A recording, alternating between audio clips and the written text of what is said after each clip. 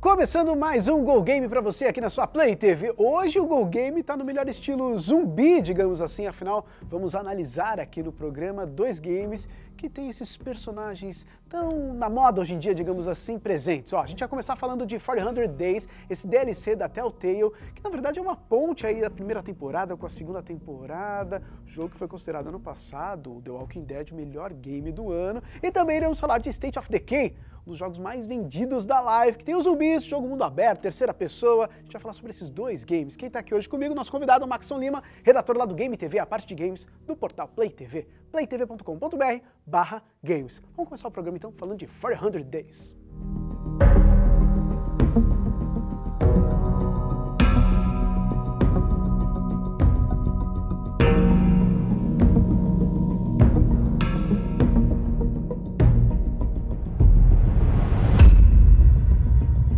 Pois é, 400 Days, Maxon. A primeira temporada foi aquele absurdo.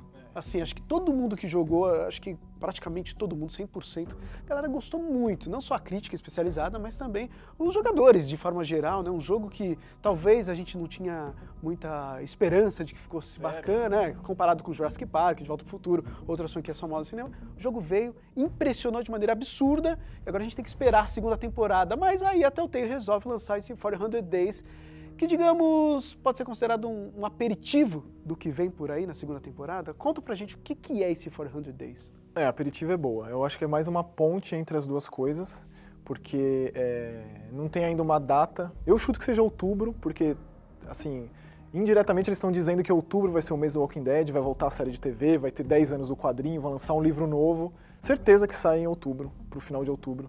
Mas ainda não foi dito nada. Então, é justamente isso, cara. Você joga e você vê que os caras continuam afiados com o texto. O roteiro é impressionante, né? Então, muito rápido, uma horinha.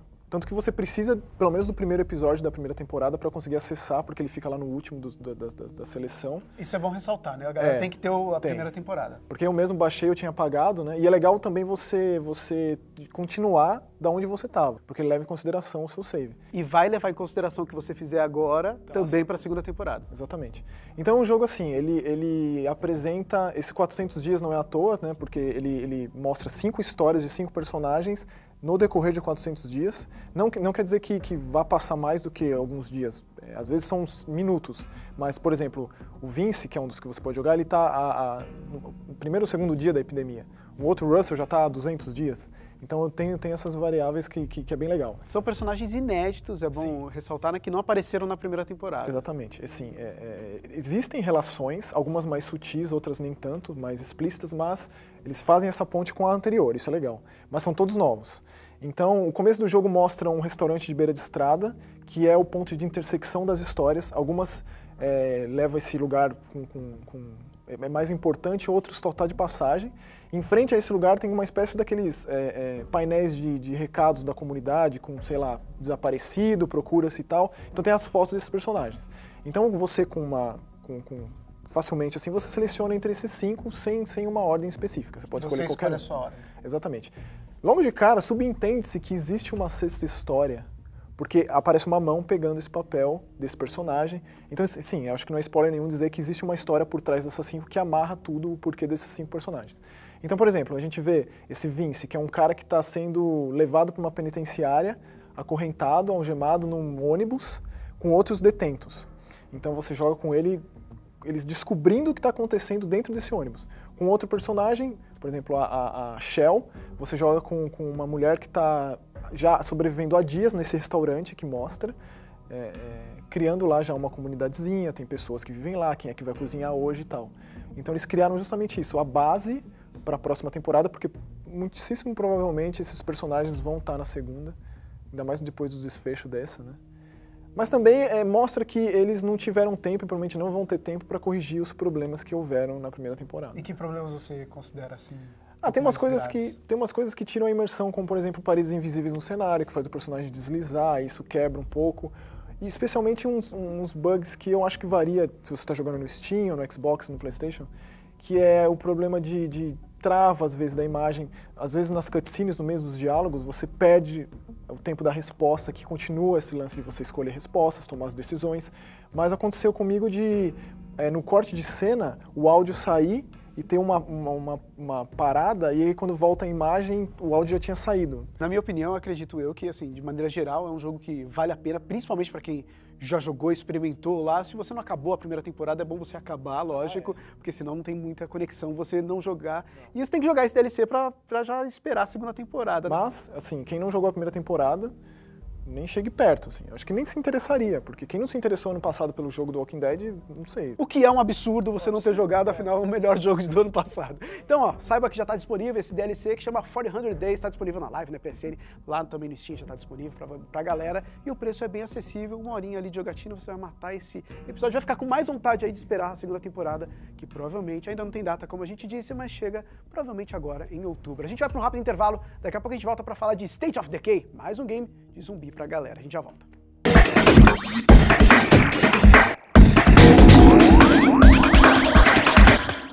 E o Go Game já está de volta aqui na sua Play TV. Na primeira parte do programa de hoje, a gente analisou 400 Days, esse DLC aí, baseado em The Walking Dead, que a galera já está jogando, já está disponível, certo? Agora é hora de mudar o estilo de jogo, uma narrativa totalmente diferente, um jogo totalmente diferente, que chama State of Decay, mas os zumbis também estão lá presentes. State of Decay para você aqui no Go Game.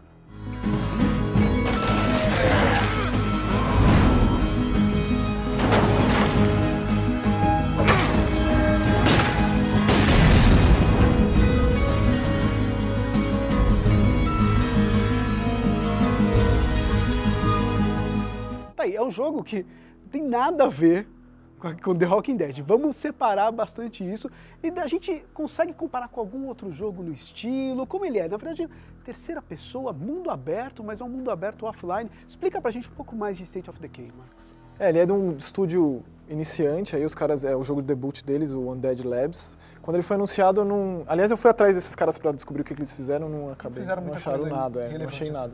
Não. Aí ele foi anunciado faz um tempo, quando mostraram, mais um jogo de zumbi, exclusivo da Live, mundo aberto e tal, eu não fiquei muito empolgado, as coisas que iam mostrando não eram muito empolgantes mesmo.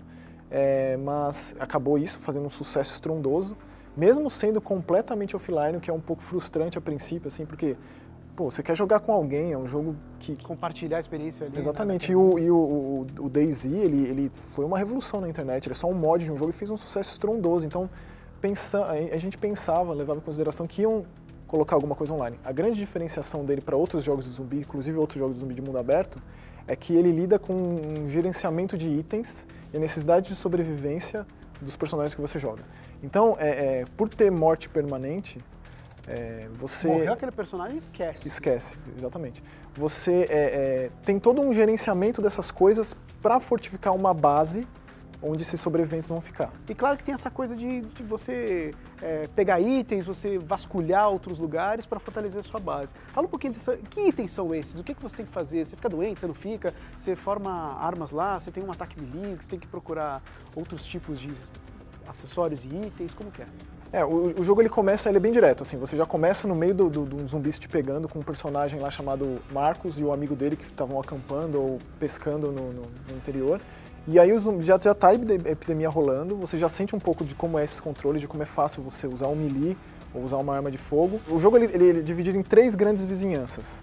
Então quando você chega num lugar novo, que você consegue uma casa nova para você levar os sobreviventes que estão com você, é bom fazer uma sondagem ao redor e ver o que tem por ali, porque o jogo é mesmo de pilhagem. Então, para você construir essa base e manter a moral e a influência, que são os grandes fatores desse jogo em isso alta... conta também, a sua influência com as outras pessoas da vizinhança. Exatamente, porque nem todo mundo quer vir morar com você. Tem pessoas que estão vivendo lá e que estão conseguindo sobreviver e resistir e que não querem vir com você. A não ser que alguma coisa aconteça, ele mude de ideia. O jogo é aleatório nesse sentido. Então, você precisa desses itens para você construir essa base, você tem que ter materiais de construção, tem que ter remédio, tem que ter todas essas coisas, porque ele é muito focado nesse aspecto mais de RPG de estratégia. O jogo, ele impõe o fato de você ter que mudar de personagem. Se você continuar muito tempo com o mesmo, o nível de estamina dele, que ele lida muito com isso. Além de ter energia, tem a estamina. Tudo que você faz, ele cansa. Corrida, pular, atacar, tudo cansa. Você não pode se apegar então no personagem, você tem Não que deixar pode, ele cara. de lado e tentar evoluir outro. Exatamente, você cria vínculos com os personagens. A história é completamente terciária. Tem uma história que acontece, que desenvolve até o fim. Mas ela não é muito importante. O legal mesmo é você criar esses vínculos para que você possa controlar outros bonecos, porque você tem que ser amigo desse outro para você poder passar, falar, ó, eu tô cansado, vai você agora. E se tem um tempo certo para fazer isso, e já aproveitando que a gente está falando de tempo, assim, dessa troca de personagens, como é que o tempo real influencia o tempo dentro do jogo? Então isso é bem legal, porque além de ter o reloginho do jogo, que é mais ou menos 1 hora pro dia, 1 hora pra noite, tem um relógio do nosso tempo lá dentro que faz que exerce uma influência que, assim, não é muito bem explicado isso, para ser sincero. Você às vezes ficava uns dias sem jogar, quando você voltava tinha um monte de gente desaparecida, gente morta, não estavam lidando bem com sua base, tinha zumbi invadindo tudo. Tudo isso estava meio que desregulado. Eu não entendi muito bem como funciona. Então eu percebi que existe isso, inclusive no que você constrói. Por exemplo, você conseguiu equipamentos, materiais suficientes para fazer uma biblioteca ou um centro de treinamento ou uma enfermaria. Todo esse tipo de coisa requer, vai levar 25 minutos para construírem, 25 minutos mesmo. Ou então, uma coisa muito importante nesse jogo são os veículos. Pela cidade você encontra veículos espalhados e a princípio parece que existe respawn dos carros, mas não, cara. Isso aí tem que tomar cuidado porque lá pro final do jogo você vai estar quebrado um monte de carro. Quebrou um carro e já era. Você precisa construir uma garagem lá para que da noite pro dia eles consertem o carro. Então você tem que preocupar com tudo, na verdade, não só a questão de, sei lá, ter uma arma bacana. Você coloca um ponto alto para uma sniper, um personagem que ele atira mais, fica lá para evitar que os zumbis cheguem. É muito gerenciamento de base, de recursos. Isso é legal do jogo. Que, de maneira geral, o que você considera esse jogo? Assim, você acha que é um jogo, uma experiência diferente mesmo, como você estava falando no começo, assim, em relação ao que a gente tem de zumbi? A gente fala que o mercado de jogos de zumbi às vezes está saturado, mas não. Traz algo diferente esse jogo. Sim, o sucesso dele mostra que a galera quer mesmo. E quando tem esses elementos novos, mesmo que tragam de outros jogos, não é nada de original, assim, mas ele incorporou muitos elementos que funcionam. Então ele tem um monte de elemento legal que forma um todo consistente, apesar de muitos bugs, e divertido. Tá certo. Então, se você não conhecia, esse é State of Decay. No programa de hoje, a gente analisou State of Decay e, claro, também 400 Days, esse DLC aí pro The Walking Dead pra gente se preparar pra segunda temporada.